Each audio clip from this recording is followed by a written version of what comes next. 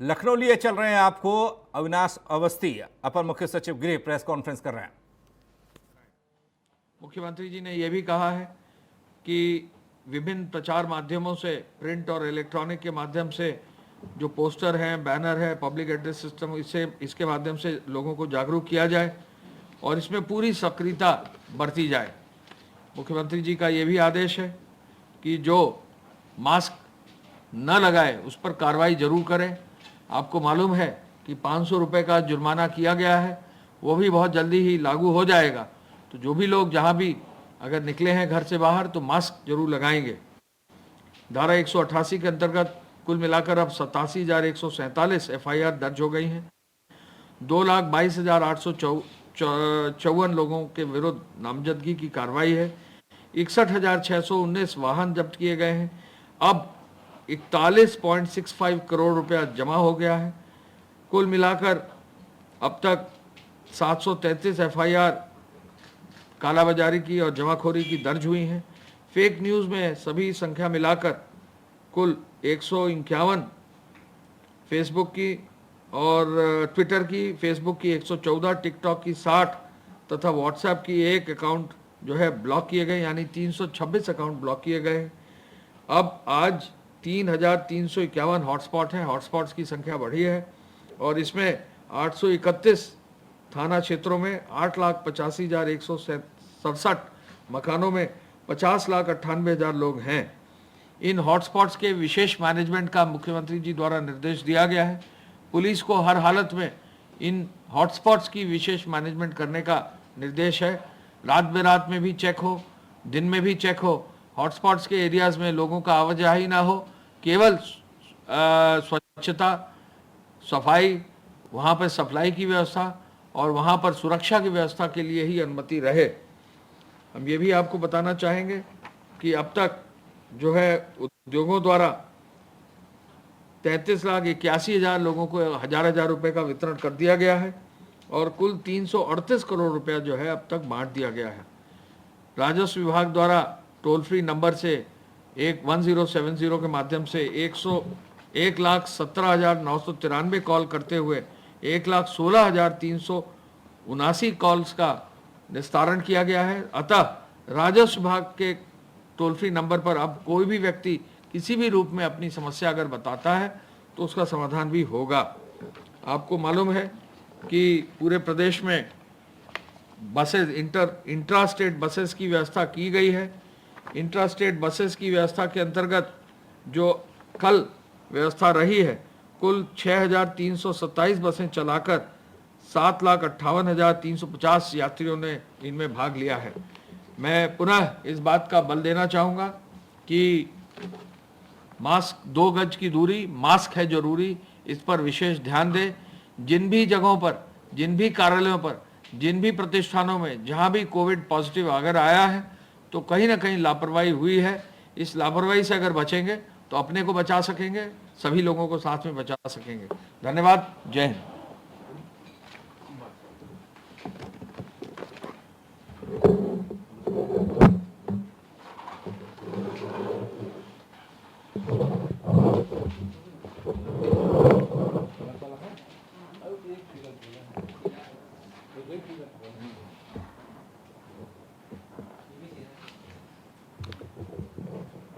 Corona virus के संक्रमण के संबंध में प्रदेश की स्थिति इस प्रकार है।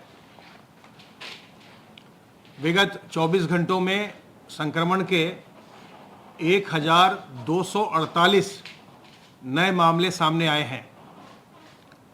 इस समय प्रदेश में एक्टिव इन्फेक्शन के कुल केसेस की संख्या 10,373 हो गई है।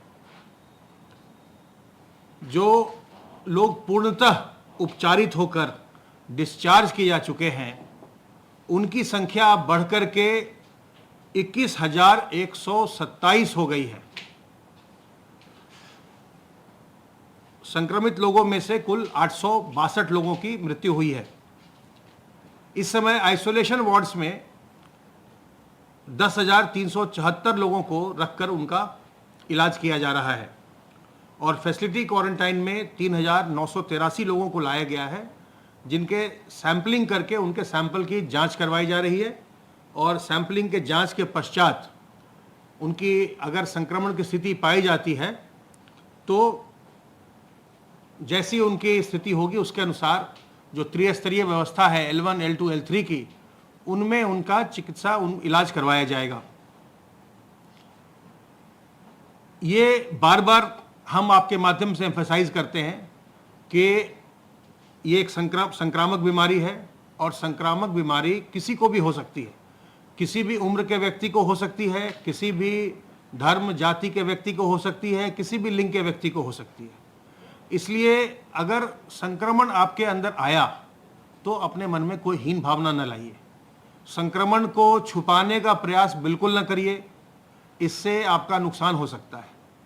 ऐसे ही मामलों में जिसमें लोगों ने अपने संक्रमण को छुपाने की कोशिश की, अस्पताल बहुत विलंब से आए, विलंब से अपनी जांच करवाई, वहाँ पर जटिलताएं देखी गई और वहाँ पर कुछ मामलों में लोगों की तबीयत बहुत खराब हुई, कभी कुछ मामलों में लोगों की मृत्यु भी हुई। लेकिन जिन लोगों ने तबीयत जैसे ही उनको लक्षण लगे और तत्काल वो उन्होंने अपनी जांच करवा ली, तत्काल अस्पताल में आ गए, भर्ती हो गए, उनकी तबीयत 10 दिन 12 दिन में बिल्कुल सुधर गई और वो उसके बाद वापस अपने घर पूर्णतः उपचारित होकर चले गए। तो जब जांच की व्यवस्था और इलाज की व्यवस्था दोनों ही राज्य सरकार की ओर से निःशुल्क है, तो ऐसे में आपको इसको किसी भी प्रकार से अपने मन में न कोई हीन भावना लाना चाहिए और न ही इसे विलंब करना चाहिए, छुपाने का प्रयास करना चाहिए। तत्काल जो जिला चिकित्सालय है वहाँ या अपने जो मुख्य चिकित्सा अधिकारी हैं उनके संपर्क में आइए, जिला प्रशासन को बताइए, अपनी जांच कराइए और जांच करा के फिर अगर संक्रमित हैं तो चिकित्सा कराइए। चिकित्सा के लिए प्रदेश में पर्याप्त बेड्स की व्यवस्था की गई है, 1.5 लाख से ज़्यादा बेड्स की व्यवस्था की गई है। तो जो लोग भी संक्रमित होंगे उनकी चिकित्सा का पूरा प्रबंध है और निःशुल्क प्रबंध है। कल प्रदेश में 32,826 सैंपल्स की जांच की गई और अब तक प्रदेश में 10,36,106 सैंपल की जांच की जा चुकी है।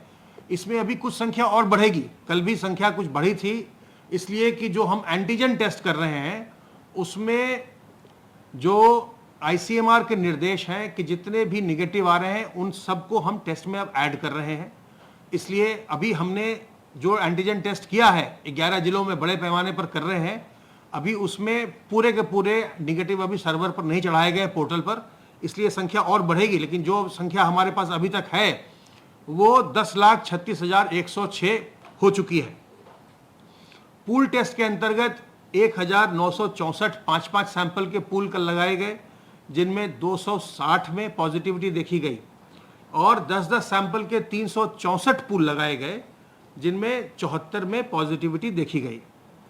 सर्विलांस के कार्रवाई के अंतर्गत 1,62,438 टीम दिवस के माध्यम से अब तक 1,18,15,327 घरों का सर्वेलेंस किया गया, जिसमें 6,03,32,201 लोग रहते हैं।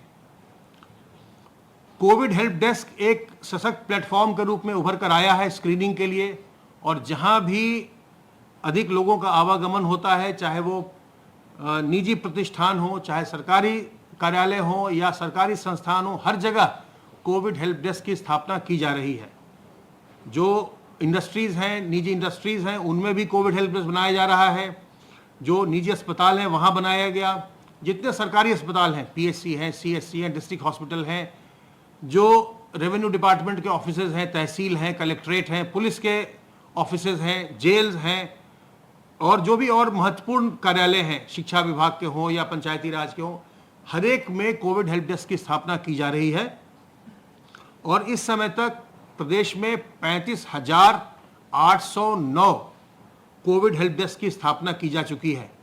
इन हेल्प डेस्क के माध्यम से अभी तक 14,763 लक्षणात्मक व्यक्तियों का चिन्हांकन भी किया गया है। इन सबों के सैंपल लेकर के इनके जांच की कार्रवाई भी चल रही है। सैंपलिंग की संख्या हमारी लगातार बढ़ रही है, टेस्टिंग कैपेसिटी बढ़ रही है, और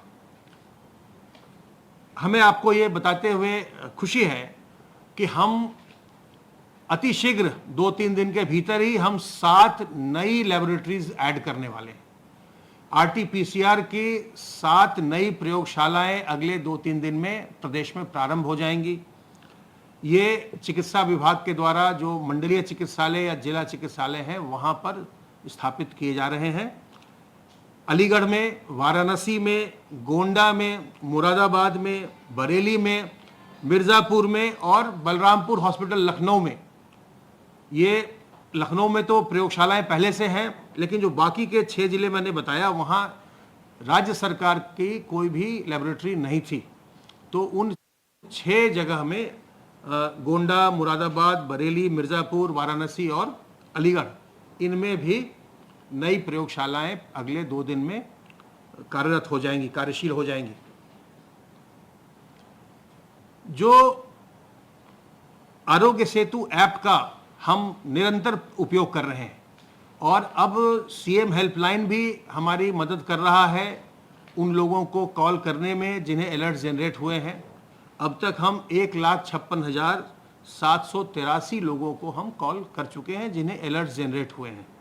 और ये बहुत ही अच्छा ऐप है जो आपको सावधान करता है खतरे के बारे में। अगर आप किसी संक्रमित व्यक्ति के नज़दीक आते हैं, संपर्क में आते हैं, तो आपको ये सावधान करता है। अगर आपके पास स्मार्टफोन है तो आपको इसे डाउनलोड कर लेना चाहिए ताकि आपको ये अलर्ट दे और आप अपने को संक्रमण से बचा सकें। संक्रमण से बचने के लिए आप जानते हैं कि साबुन पानी से हाथ को बार बार धोते रहना, अपने मुंह और नाक को फेस कवर करना, फेस कवर से ढक कर रखना, चाहे मास्क हो, रुमाल हो, गमछा हो, दुपट्टा हो, कोई भी चीज़ हो, कोई भी कपड़ा हो, इस तरह का साफ कपड़ा होना चाहिए। तो उससे आप अपने मुंह और नाक को ढक कर रखें ताकि आप संक्रमण से बचें। और कहीं भी आप जाएं तो लोगों से 2 गज की दूरी बनाएं। अपने घर के भीतर भी जब आप अपने बुजुर्गों से, अपने छोटे बच्चों से, किसी गर्भवती महिला से, किसी पहले से जो बीमार व्यक्ति है, जिसको डायबिटीज़ है, हाइपरटेंशन है, कैंसर है या किडनी की बीमारी है या हार्ट की बीमारी है, उससे 2 गज की दूरी रखिए। और जो लोग पहले से किसी प्रकार की बीमारी से ग्रस्त हैं, उन्हें चाहिए कि वो हमेशा अपने मुंह और नाक को ढक कर रखें। वो मास्क हमेशा लगाएं, बाहर वो कम से कम निकलें, और जब चिकित्सकीय आवश्यकता न हो तो घर से बाहर उनको निकलना नहीं चाहिए। जब संक्रमण का दौर चल रहा है तो हमें सावधान रहकर, सतर्क रहकर संक्रमण से अपने को बचाना है। ये बहुत ही बड़ा प्रदेश है, इसमें बहुत बड़ी जनसंख्या है और हमारे आपके प्रयासों से ही अभी भी संक्रमण काफ़ी हद तक यहाँ नियंत्रित है। और अगर हम और आप और प्रयास करेंगे और सावधानी दिखलाएंगे तो संक्रमण को हम पूरी तरह से नियंत्रित कर सकते हैं। विशेष करके जो क्लोज स्पेसेस हैं, जहाँ पर लोग काफ़ी संख्या में रहते हैं या काम करते हैं, वहाँ पर विशेष सावधानी बरती जानी चाहिए। हम लोगों ने हाल में देखा है कि जैसे हम लोगों ने कॉल सेंटर्स में देखा जहाँ पर बहुत सारे लोग संक्रमित हुए। वो एक स्पेस में काफ़ी लोग वहाँ पर काम करते हैं, तो वहाँ पर संक्रमण की संभावना रहती है। इसलिए आवश्यक है कि किसी भी कार्यालय में, हमने बहुत सारे मीडिया हाउसेज में भी देखा, हमने पुलिस और मिलिट्री के बैरक्स में भी देखा, जहाँ पर काफ़ी लोग रहते हैं या काफ़ी लोग काम करते हैं। बहुत सारे कार्यालयों में देखा गया कि संक्रमण जब हुआ तो बहुत सारे लोगों को हुआ। तो इसलिए आवश्यक है कि हम जो सोशल डिस्टेंसिंग है वो जहां हम रहते हैं वहां पर भी और जहां हम कार्य करते हैं वहां पर भी हम सोशल डिस्टेंसिंग के नियमों का हम पालन करें। ये संक्रमण से बचाव के लिए अत्यंत आवश्यक है। और अगर आप संक्रमित हो भी जाएं तो बिल्कुल न घबराएं, हीन भावना न लाएं, तत्काल अपनी जांच कराइए। कोई दूसरा संक्रमित हो गया तो उसके प्रति मन में दुर्भावना मत लाइए, उसकी मदद कीजिए, उसको समझाइए, बताइए कि तत्काल अपनी जांच करवाए, अपना इलाज करवाए और अपने शरीर की प्रतिरोधक क्षमता को बढ़ाइए, अपनी इम्यूनिटी को बूस्ट करिए। इसके लिए गिलोय के रस का सेवन करिए, काली मिर्च अदरक तुलसी का काढ़ा पीजिए, नीम की पत्तियों का सेवन कीजिए, अजवाइन का अर्क पीजिए, गर्म पानी का सेवन करिए, प्राणायाम करिए, योग करिए, व्यायाम करिए।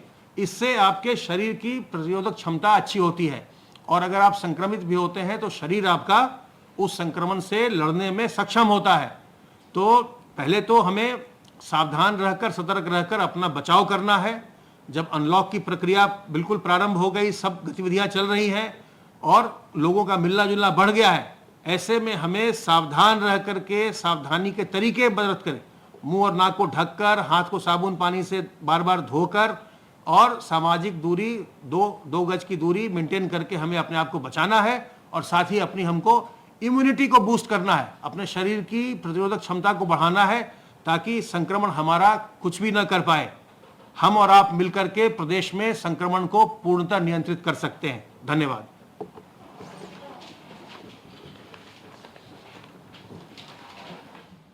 प्रदेश में कोरोना से अब तक का जो स्थिति है वो बताई जा रही है। यूपी में कोरोना के 10,373 एक्टिव केस है, 10,376 लोग आइसोलेशन वार्ड में भर्ती हैं, 21,127 लोग ठीक होकर घर पहुंचे हैं। 24 घंटे में कोरोना के 1,248 नए केस सामने आए। प्रदेश में कोरोना से अब तक 862 लोगों की मौत हुई है।